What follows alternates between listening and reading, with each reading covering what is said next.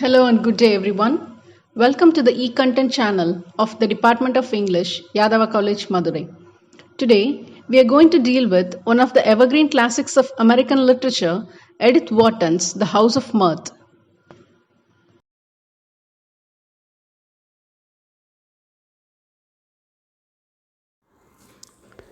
Edith Newbold Jones, popularly known as Edith Wharton, was born in 1862. She was an American novelist, short story writer, playwright, and a designer. Even from a very young age, Wharton was interested in writing and narrating stories. She had the knack of inventing stories for her family. She even attempted to write her first novel when she was just 11. When she was 15, she secretly wrote a 30,000 word novella titled Fast and Loose. Wharton had a deep knowledge of the upper class society of New York, and she used this to realistically portray the lives and morals in her works.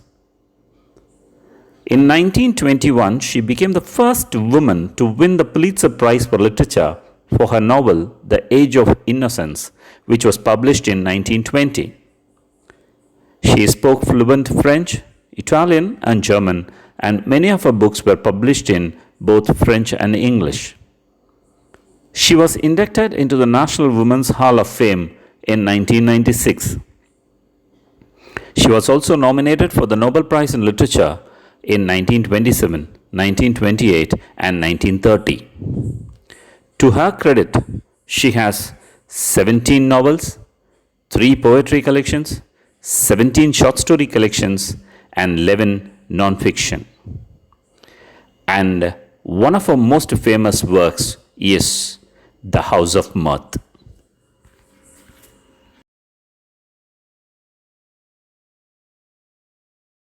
Before being published as a book, The House of Mirth was serialized in a most famous American periodical, Scribner's Magazine. It attracted a readership among housewives and businessmen alike.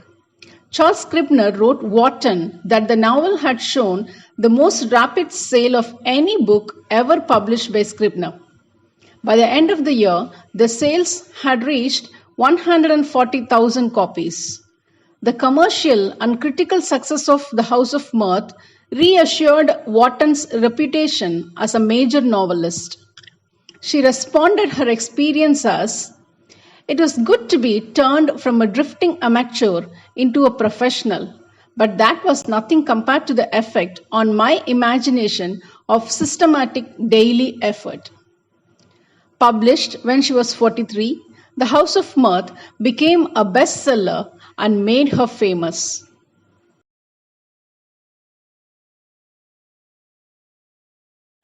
The House of Mirth traces the story of Lily Bart, a 29-year-old unmarried woman whose only possessions are her beauty and her drive to become rich through marriage. It is a fascinating story of a woman's obsession with being a New York socialite and finding a mate to support her lavish lifestyle. Her chosen world results in her fall from the status of privilege to the tragic state of pity and loneliness, ending up in ultimate, untimely, and rather unfortunate death. Also, the novel mirrors the standards and etiquette that upper class women exhibit towards their counterpart.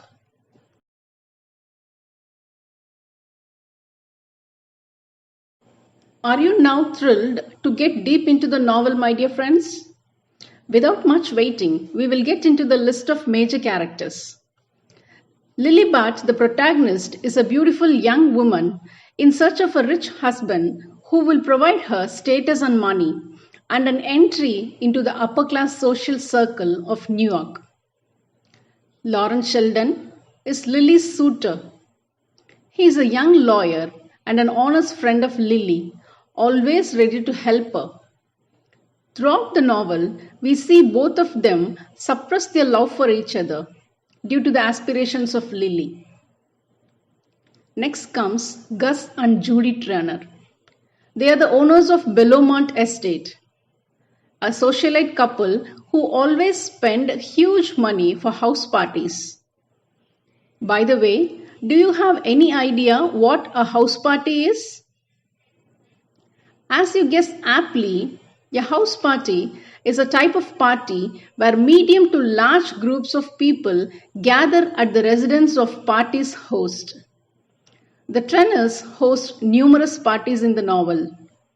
Gus Tranner is a businessman who flirts with Lily, exploiting her desperate situation. Judy Tranner, a friend of Lily, is a gossip woman and a matchmaker. George and Bertha Dorset are an extremely wealthy couple. Bertha is a hateful woman who spreads rumors about everyone in the novel. We see Lily falling a victim to her, whereas George is a typical rich man being fooled by his wife. Simon Rosedale is a budding businessman building his reputation through hard work. He wants to marry Lily so that he could enter into the upper crust of the society. Percy Grice is another eligible rich man, shy and conservative, whom Lily plans to marry. Mrs. Julia Peniston is Lily's aunt. She is kind enough to give her shelter. Lily is her favorite niece, but of late she is unhappy about her motives. Gertie Farish, cousin of Selden, is a kind, generous woman involved in charitable activities.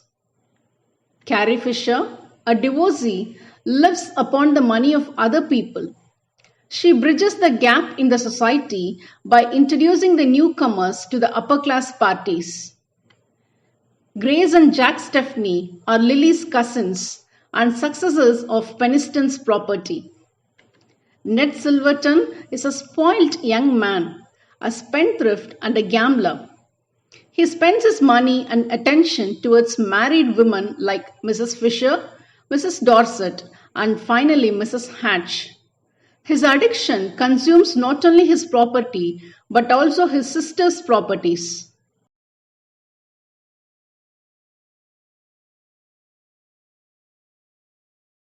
The novel follows a 2-year period in Lily Bart's life as she moves from party to party, struggling to stay within the favor of the wealthy people, spending excessive money for clothes, gambling, and mounting larger and larger debts. When the novel begins, we see her waiting in the central station to go for a house party of the Trenners at their out-of-the-town estate in Bellomont. Before the arrival of the train, Lily Bart visits Lawrence Sheldon, who lives in Benedict, an apartment owned by Rosedale. Lily could not accept his admiration due to his limited financial position. On her way back to the station, she meets Simon Rosedale, who asks her why she visited the apartment. She does not want Rosedale to suspect any courtship between her and Selden. So, she lies to him that she went to her dressmaker who was in the building.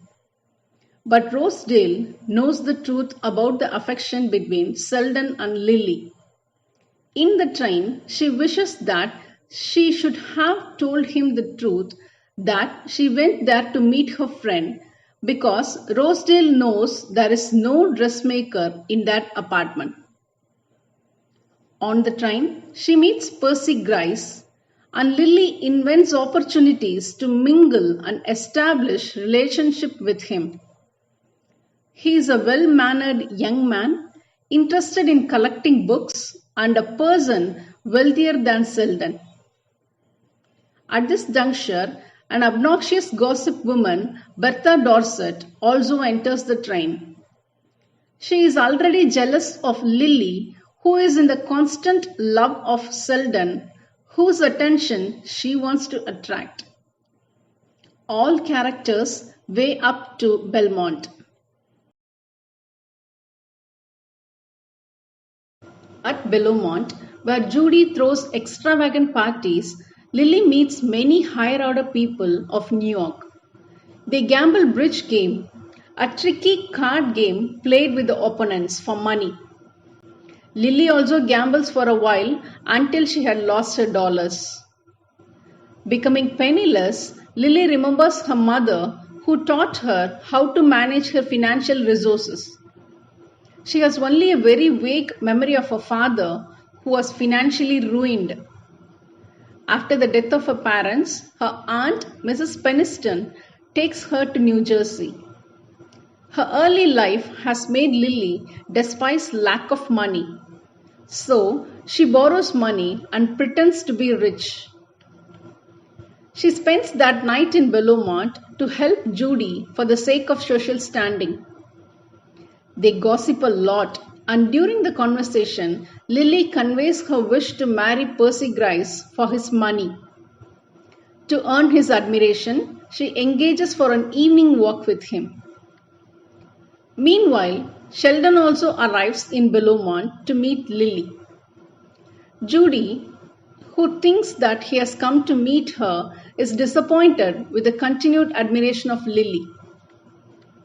Ironically, when both suitors collide at the same weekend, Lily prefers to meet Sheldon, foregoing the appointment with Grice. Lily confides him that she won't find happiness in her pursuit of wealth, yet she cannot live without money. She does not want to marry Sheldon, and they both refrain from confessing their love. On the following day, Judy conveys Lily that Bertha had shared Grice about her financial problems and ruined her prospects of marrying him. Grice, who is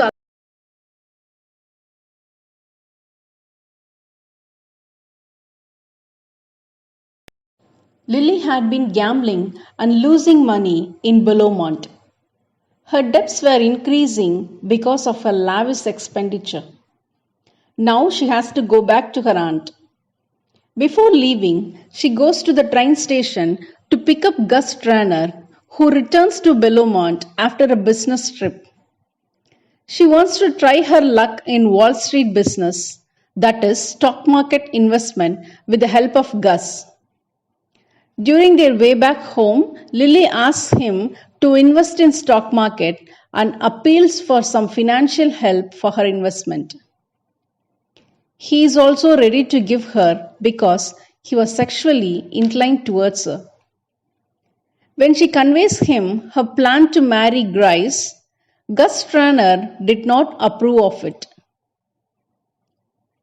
After a period of time, investing the money given by Gus, Lily sees good fortune. She gains money periodically through her investments and she slowly pays off her clothes and gambling debts. She is upset when she comes to know that Grice is courting Evie Van Osborne, belonging to one of the richest families of New York.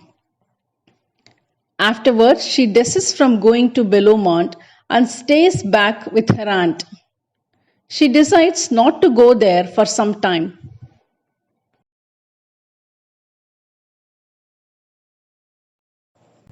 During the fall of that year, Mrs. Happen, a maid who worked for Sheldon, visits Lily in her aunt's house and gives her a lot of love letters written by Bertha to Sheldon.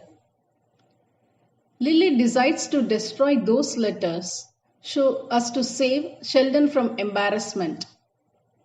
Before she could do so, Mrs. Peniston arrives with the news that Bertha was responsible for the marriage between Grice and Evie. Bertha has played her part well in that union which is against Lily. So, Lily keeps the secret of the letter to blackmail Bertha for ruining her happiness. In a course of time, Lily's business flourishes and she indulges in charity. Carrie Fisher, who belongs to the less affluent society, invites her to Adirondack Mountains for a Thanksgiving party, a party conducted to honor those who help the poor. Lily enjoys the trip and their favors. Upon return, she meets Rosedale, who enquires about her success in stocks. She feels Gus should have revealed this matter to Rosedale to show his control over her.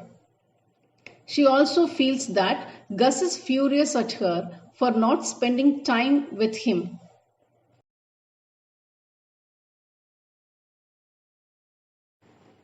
During the autumn, the stocks are down and many people become poor. But Rosedale invests rightly and his wealth doubles. He now considers Lily as a potential bride, but Lily rejects his proposal. Grace Stepney, one of Lily's cousins, feels jealous of Lily for being her aunt's favorite. She tells Mrs. Peniston that Lily flirts with men for money and that she is in debt because of gambling. Mrs. Peniston is angry and calls her a disgrace to the family. Meanwhile, Lily receives letters from Judy and Sheldon wanting to meet her. In New York, she meets Gus, who yells at her for the rumors about her affair with Sheldon. In an outrage, he forces her to pay his benevolence by satisfying his personal needs. Lily refuses this filthy act. Promising to repay his money soon, she leaves. Lily feels suddenly lonely.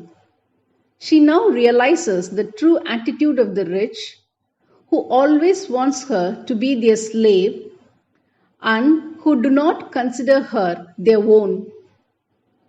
She relegates their company and decides to find solace in the friendship of Gertie Farish and people belonging to the working class.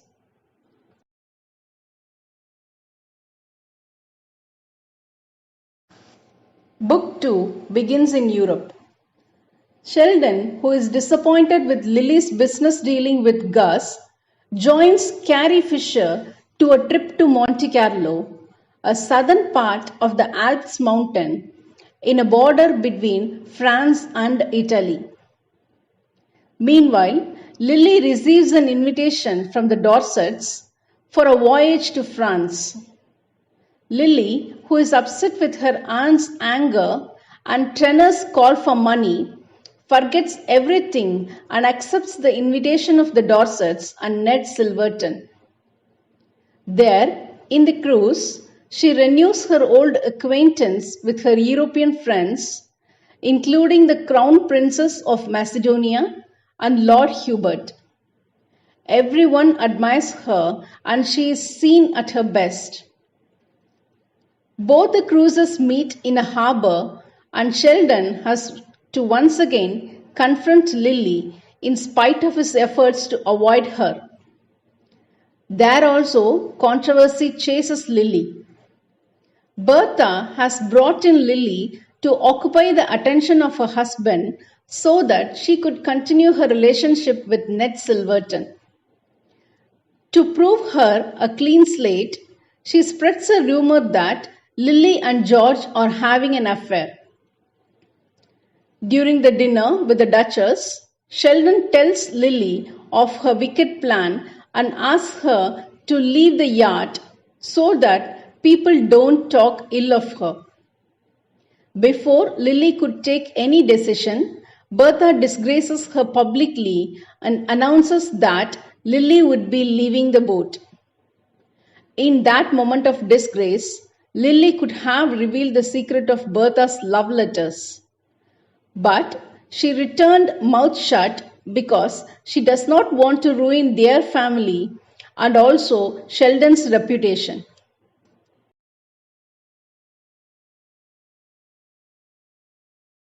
Six weeks pass by since Lily quarrelled with her aunt and left home.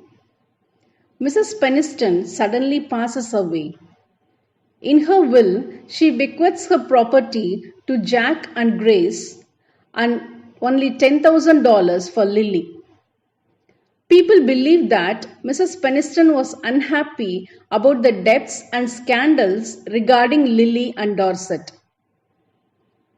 Though upset with the will, Lily is convinced that at least she could settle the debt with Gus with the amount given by her aunt. She wants to settle the debts with Gus, but she thinks she cannot do that for a year. So she asks help from Grace, who ignored her requests. Lily realizes that she is now generally disliked by her old friends after the scandals of Mrs. Dorset. Gertie is her only remaining friend who offered her help. When everyone deserts Lily, Carrie Fisher asks her to go to Gormer's party. Carrie also suggests Lily to marry either George, who is going to divorce his wife, or Mr. Rosedale. But Lily neither wants to involve with the Dorsets, which she thinks would involve Selden's reputation, nor does she succumb to the social ambitions of Rosedale. She also decides to go to Alaska on the invitation of Gormers, thinking that everything about her will settle down in New York during her absence.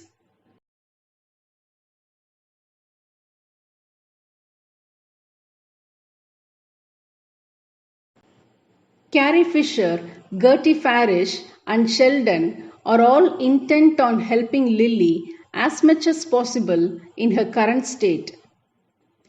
Lily decided to stay in a dingy, low-class apartment and work as a secretary to Mrs. Hatch, a disreputable woman.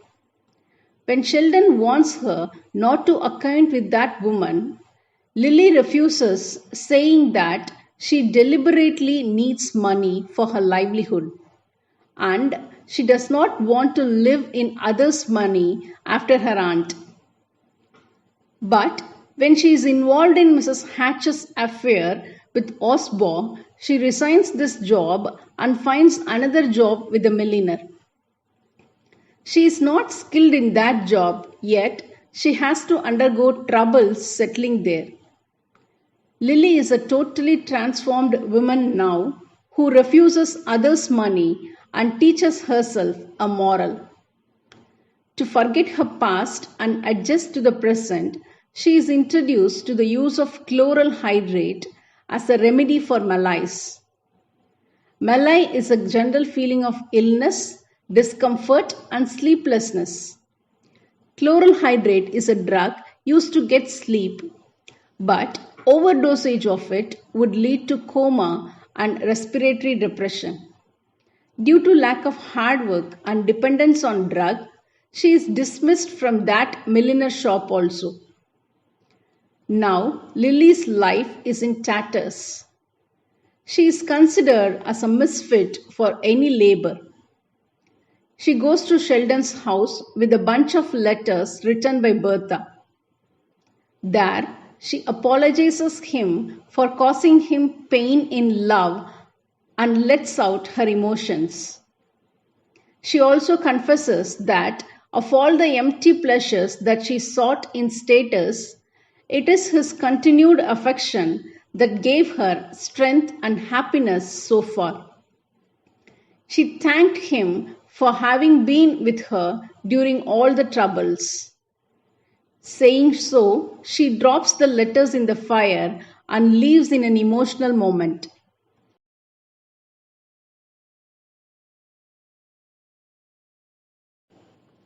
On her way back home, she accidentally meets Rosedale, who offers to lend her money for the debts, but she thankfully refused. Though he now considers her not suitable for his ambition, he pities her for her current situation in an ugly, dingy apartment. After he leaves, a man visits her with a $10,000 check given by Mrs. Peniston's office.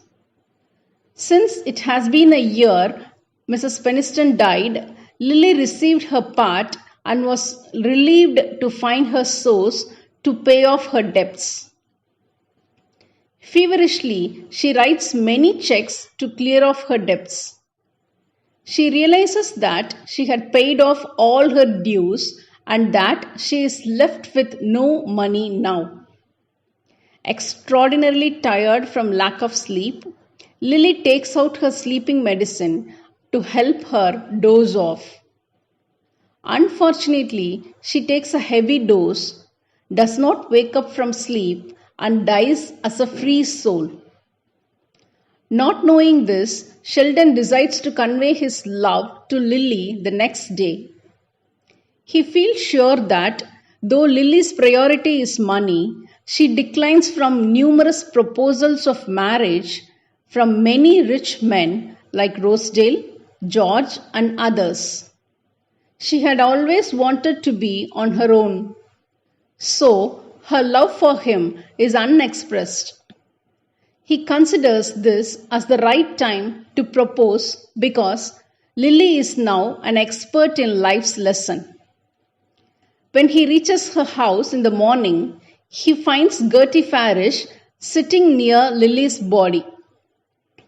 On seeing the checks on the table, Sheldon understands that she has paid off all her debts. The novel ends with Sheldon and Lily alone together at last. He lying on her shoulders, blaming the games that lives had played between them.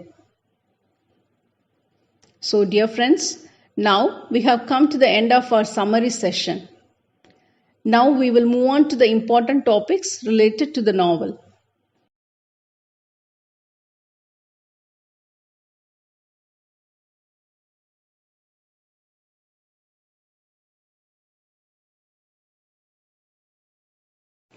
First, we begin with The House of Mirth as a novel of manners. Pause the video for a moment and think about what might be called as a novel of manners and the particular elements of it that are found in The House of Mirth. We all know, in general, manners refer to a person's outward appearance and the behavioral pattern towards others. So, a novel of manners deals with the attitude of people shown towards others' concerns. Let us see it in detail. The novel of manners is a very popular genre during the 19th century, a variety made fashionable in Jane Austen's novels.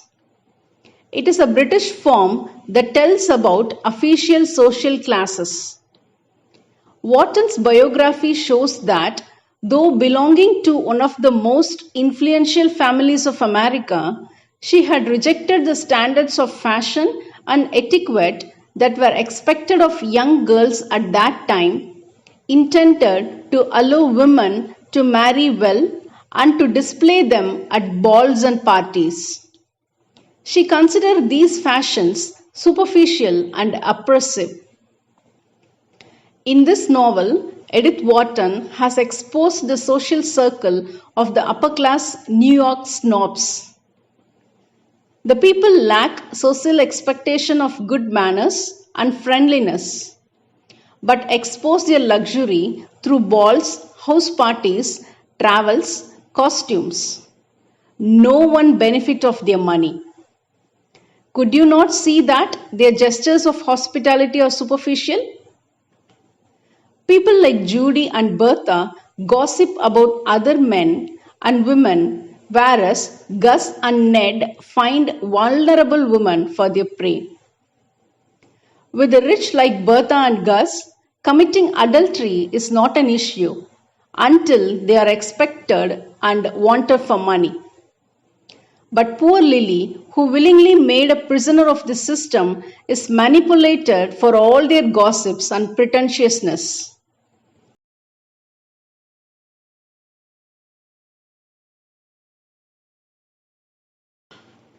Moving on to the themes of the novel, Edith Wharton has shown her dislike for the social classes and their lifestyle in this novel. Foremost importance is given to the theme of social standing. Social climbing is the key aspect of the novel. Those who already in the upper class are in a constant thrive to maintain their establishment and popularity in the society by spending extravagantly. and those who are in the second and third step or in a steady drive to enter into that post life and newly establish their worthiness.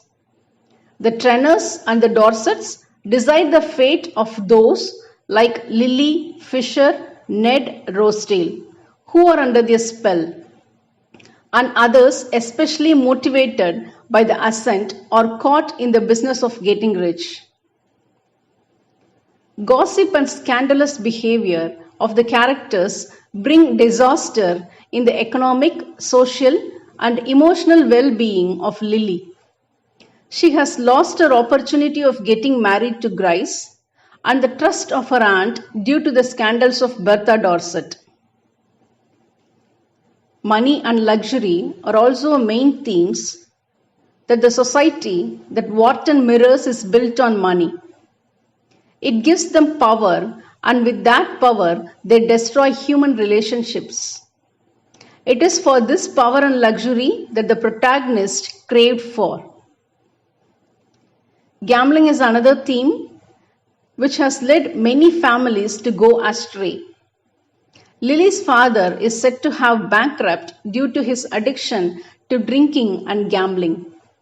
Now, Lily also loses not only money but the love and reputation of her aunt due to gambling. Moving on to the gender roles. It is a status quo of the traditional form of men bringing home the money and women spending and gaining their attentions. But Lily surprisingly wants to be on her own, though with the help of others. She is not satisfied by getting married to the rich, but wants her to be a competent woman who could balance her man's status.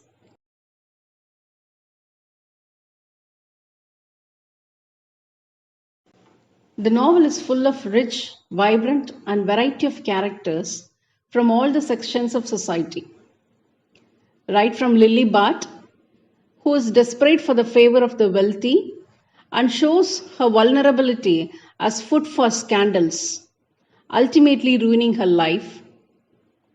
On the opposite is Lawrence Sheldon, from the beginning showing detached attachment with the upper section.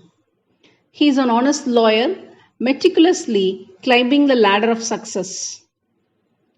The Dorsets are trapped in a loveless marriage, with Bertha interested in Sheldon and Ned, ruining the opportunities of Lily, and George, innocent of his wife's plans, towards the end plans to divorce her. Though Judy wants to help Lily in matching her with Grice, Bertha's scandal overpowers.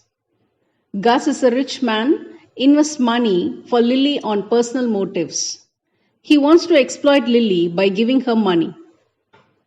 Simon Rosedale rises to financial success as opposite to the decline of Lily. He falls for her graces, but turns back when she is expelled from the society. Because for him, marriage is a tool for social standing. He changes his mindset, though he is ready to help Lily financially. Carrie Fisher and Gertie Farish help Lily in her later stage of her decline. They provide her shelter and support for livelihood. Fisher promotes her concentration towards the poor and charity, whereas Gertie Farish brings her opportunities to stand on her own.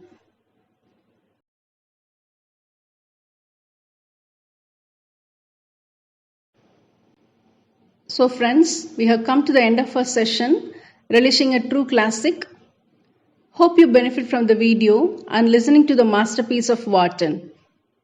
Do share your valuable comments and suggestions below and subscribe our channel. Until we meet again, thank you and goodbye.